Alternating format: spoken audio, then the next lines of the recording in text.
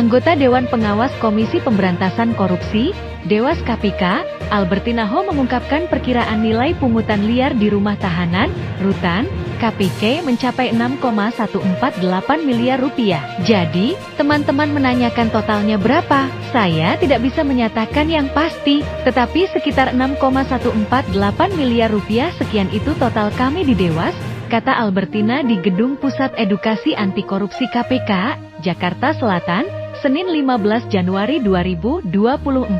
Seperti dikutip dari Antara, Albertina menjelaskan nominal yang diduga diterima para pihak terkait perkara pungli rutan KPK tersebut bervariasi, dengan penerimaan terbesar mencapai 504 juta rupiah.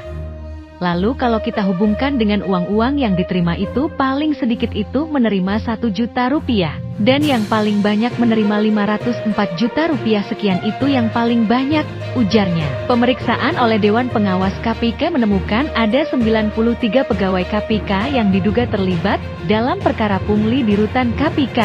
Sebanyak 93 pegawai lembaga anti rasuah itu akan berhadapan dengan Majelis Sidang Kode Etik Dewan Pengawas KPK pada Rabu, 17 Januari 2024. Albertina mengatakan sidang kode etik itu akan terbagi dalam 9 berkas.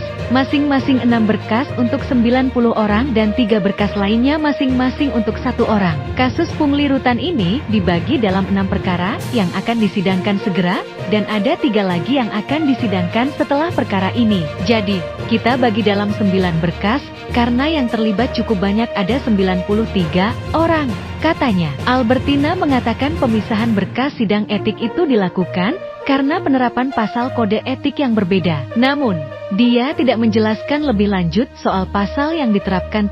Masyarakat Anti Korupsi Indonesia, MAKI, pun angkat bicara soal pungli di rutan KPK. Koordinator MAKI Boyamin Saiman mengatakan, tak ada toleransi terhadap kasus dugaan korupsi apapun. Apapun proses KPK itu kan memberantas korupsi.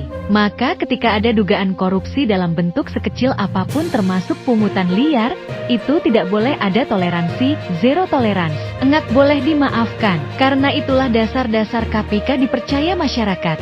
Paling tidak 4 periode, ujar Boyamin saat dihubungi, Jumat, 12 Januari 2024. Dengan begitu, lanjut dia, ketika sekarang ada pungli bahkan dalam rutan KPK yang padahal untuk merampas kemerdekaan tersangka, justru malah ada di dalamnya, sehingga harus diberantas.